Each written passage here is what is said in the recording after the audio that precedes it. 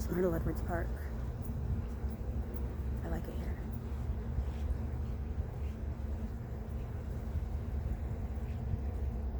I'm actually right by this like groundwater return site thing. That's what this is.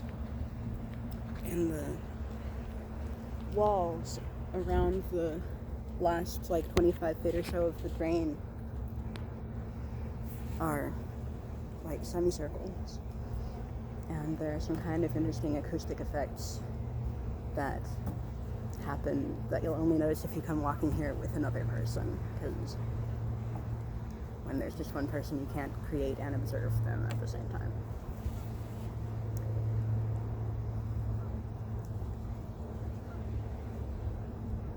I came here earlier today with another friend who asked me some stuff about research that I'm doing, and I told them what I could,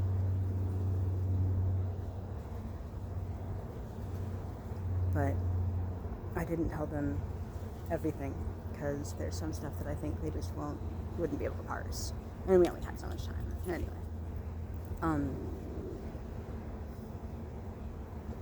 I think I have the makings of a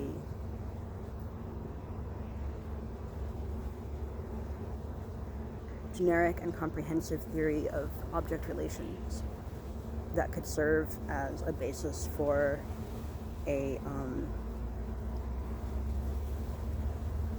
culturally neutral, measurable system of ethics.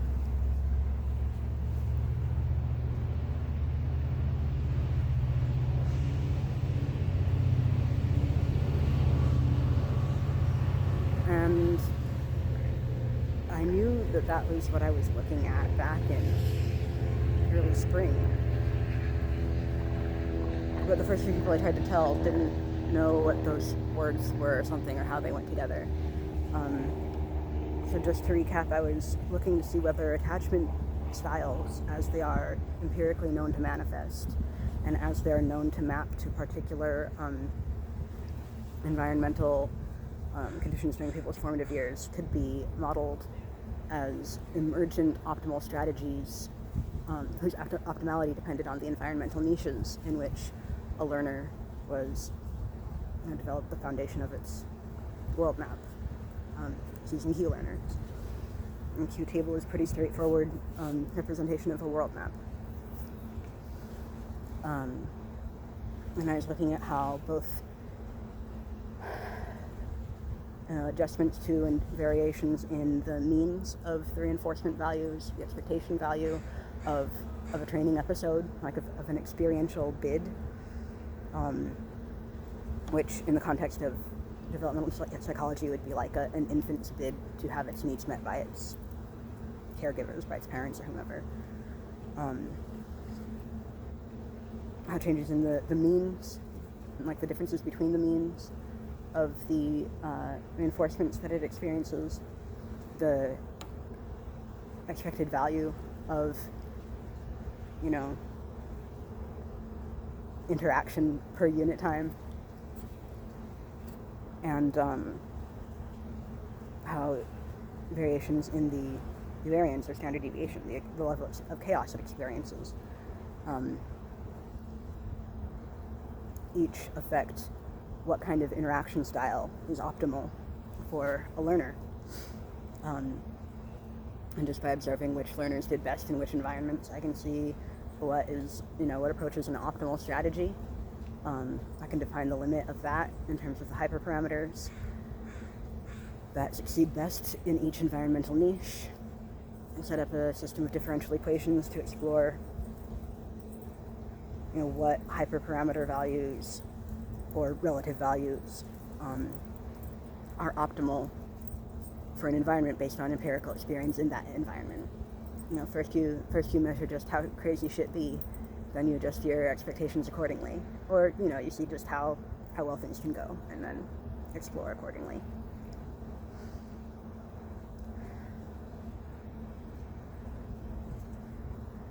What I didn't know before I started is that attachment theory is already being explored as a unifying, like an empirically verified, unifying thread in all kinds of psychological phenomena, which range, and not just psychological, but psychoneural, ranging from the likelihood that a person will enter or complete a substance abuse program, the likelihood of people smoking or ceasing smoking after surgery and the outcomes for likely to experience, to the perception of pain that people experience during childbirth, and the level of cell phone usage among teenagers in more than one country. This has been studied by independent groups in more than one place. And what I was able to discern, or what I see, like the impression I get from this, which is more kind of an outside-in way of inferring things rather than a bottom-up way of inferring things, is that our minds are fundamentally organized around meeting our needs as organisms. That makes sense. And the priorities that we set and inhibitions that we have and general basis of how we organize our views of the world and our place within it depends on the experiences that we have in our earliest interactions. And for some value, this starts before birth. I haven't really looked into that. As soon as you start learning, I guess. But it's definitely, it's very deeply conditioned by the level of responsiveness and consistency that we experience when we are, when our brains are still, squishy and not yet fully wrinkled.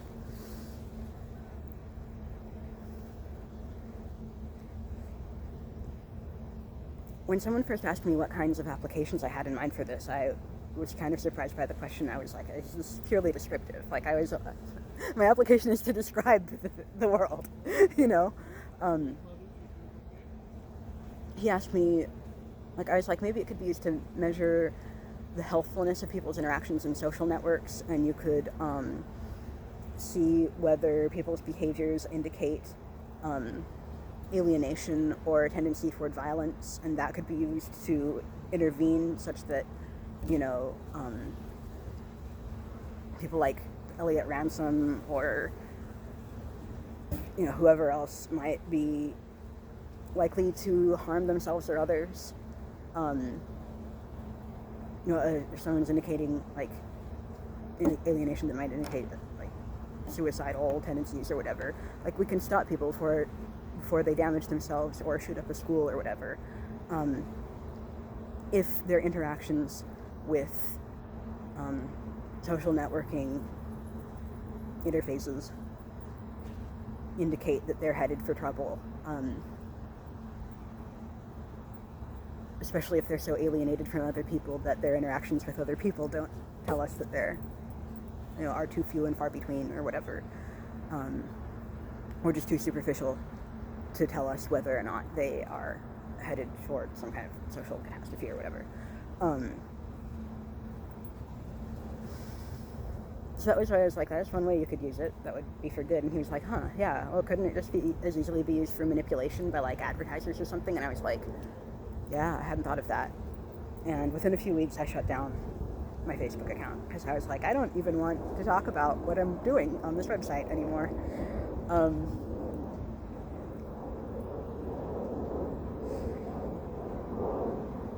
But what a mathematical and connectionist theory of object relations would do for us is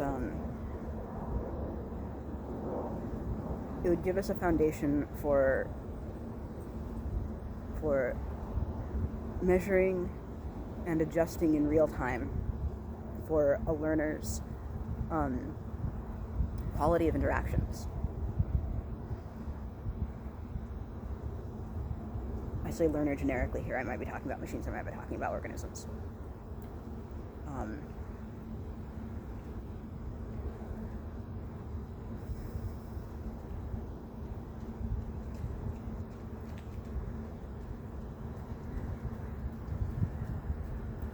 deep reinforcement learning.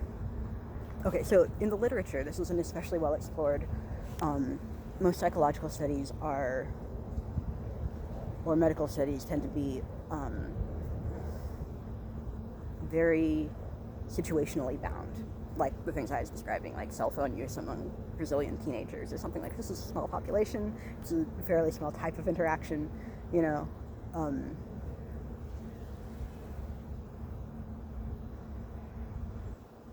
What I have found, 2 papers. One came out in spring 2020, which was called Unraveling the Black Box, something, a learning theory of attachment, like towards a learning theory of attachment or something. And that was a bunch of neuroscientists going, well, these are the things that you could measure in a brain that would tell you if attachment is occurring and if learning is occurring, and like what level of stress this is accompanied by, like these processes are occurring under. Like, we can measure your cortisol, we can measure your dopamine, we can see if your brain is learning and if it's learning pleasurably or if it's learning pain, towards being able to experimentally test the hypothesis of attachment as a learning process. The alternative, for whatever it's worth, is attachment as an imprinting process, which itself may have relevance to machine learning,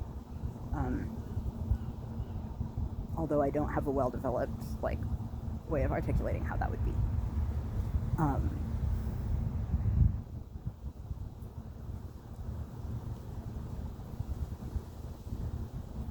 I feel like it's more just like a highly accelerated learning process. Imprinting isn't actually totally discernible from learning in general.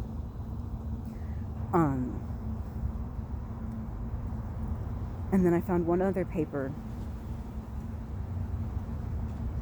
that approaches things from a generic systems perspective that concerns attachment, that uses the word attachment to describe the results of an optimization process in systems relatively generically.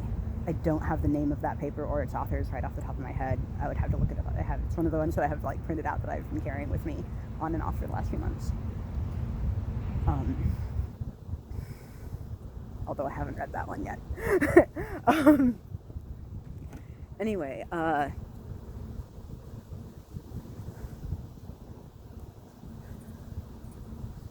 haven't been able to find many people to talk to who even know how or in what framework to try to situate questions like this or proposed solutions.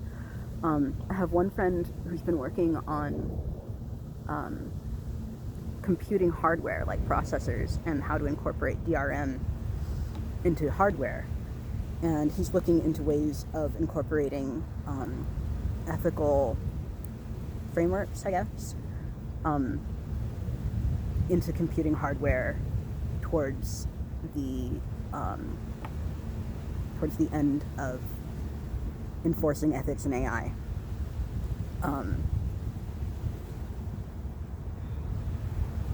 Which makes sense in many ways.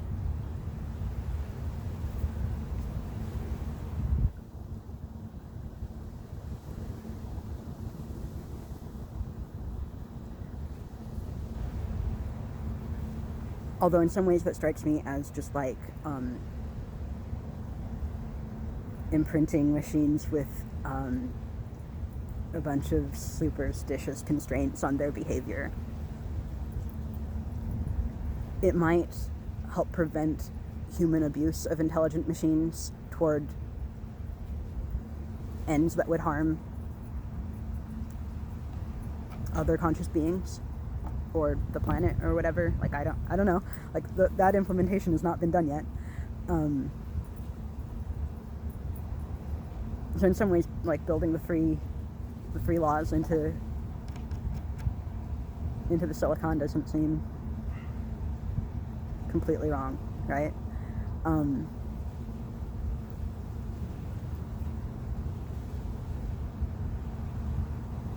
But I suspect that the way that would actually be implemented would be much more piecemeal and not with as holistic of a of a system of measurement and evaluation, like of observation and evaluation.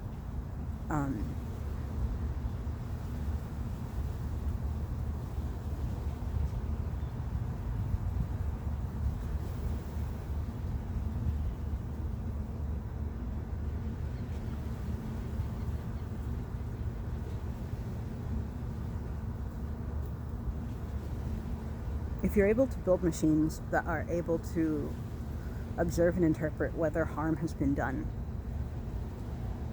as they move through the environment, like as they go about their business,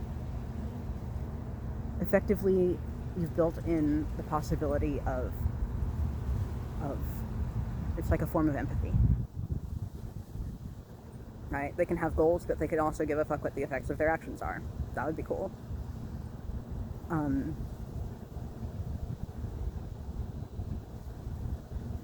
Maintaining human-machine alignment then boils down to the same problem that we have of maintaining alignment among humans. Like, it's entirely plausible that you could have empathetic, intelligent, psychopathic machines just the same way we have intelligent, empathetic, psychopathic people. Like, the equipment to tell what other people are feeling is there, they just don't care. You know? That's a thing.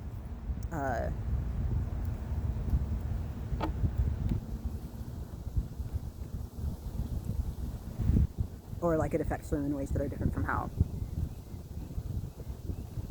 like, they don't have a effective empathy, but they can empathize well enough to tell what a person's response or state of mind is. I'm not trying to overgeneralize about psychopaths. Anyway,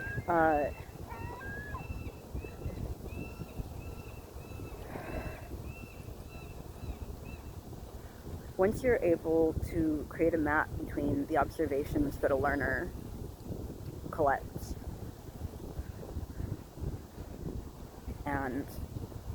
or an agent or whatever, and the effects that those imply, the effects that can be inferred from those observations on its environment and other agents in it,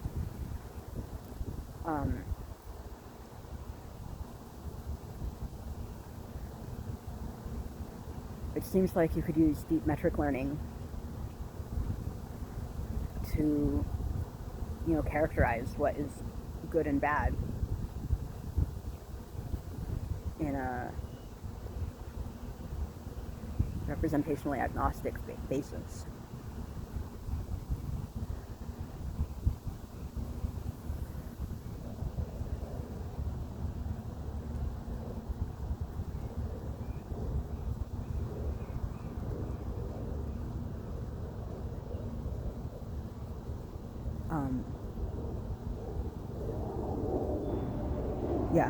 Object relations theory is the branch of psychology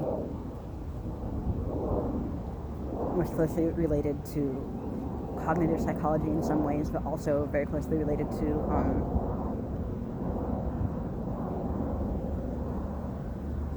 like family psych, because it has so much to do with the patterns that are present in formative relationships.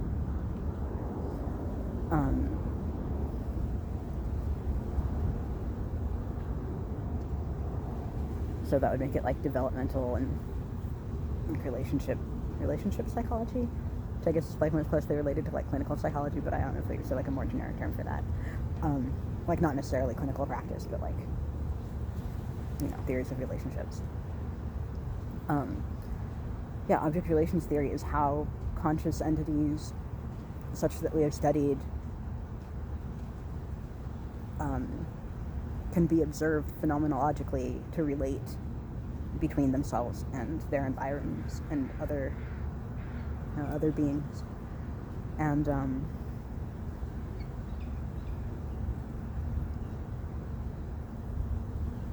an attachment-informed theory of object relations that is biased toward promoting stable and healthy attachments as opposed to preoccupied, avoidant, or fearful ones. seems like a way of generically setting up initial conditions that are in favor of human-machine alignment.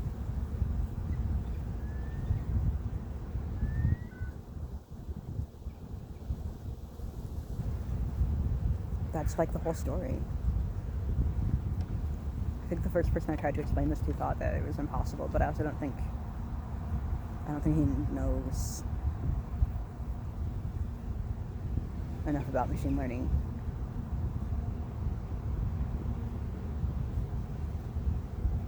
or, for that matter, cognitive psych, and haven't really tried to explain it since then. But yeah, I just remembered that this is what I was working on and that I'd actually written some things toward articulating earlier this spring.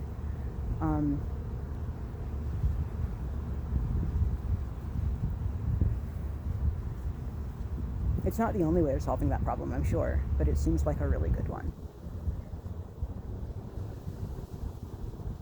I'm sure that there are other much more expedient ones that could be employed just to like prevent the most obvious possible harmful outcomes from like human-machine interaction.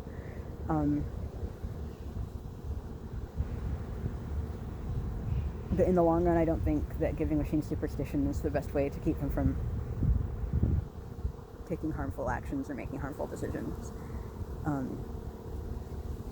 There's got to be something more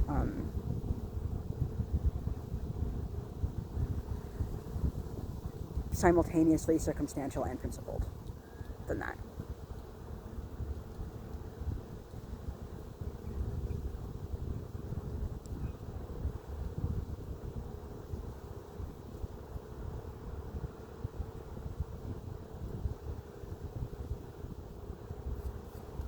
So that's what I'm going to write in my application to the Long-Term Future Foundation.